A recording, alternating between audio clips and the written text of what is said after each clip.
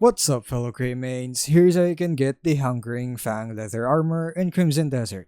For this, you'll need the Focused Force Bomb ability, which only unlocks around Chapter 4 of the main questline. This main piece of the Hungering Fang set offers 10 points in defense with a level 1 lightning resistance. For Abyss Gears, it gives another 3 points in defense, another level 1 lightning resistance, and a 2% stamina regen boost. You'll find this above the heart of Payloon, just to the lower right of Payloon's letter N. It's at the end of this path right here at my waypoint, above Payloon's Capitol building. A warning though, the area might be hostile if you haven't progressed far enough into the game yet, so proceed with caution. Go there and you'll find this cave. Go inside and move deeper until you see this unusual rock with an icon on the minimap. Stand close to it, enter focus mode, and charge up a focused force bomb with middle mouse. Aim and release at the gold orb that appears and the rock will vanish. Inside will be the chest. Just open it up and you'll get the armor. And that's all of it. If you found this video helpful, don't forget to like and subscribe for more Crimson Desert guides.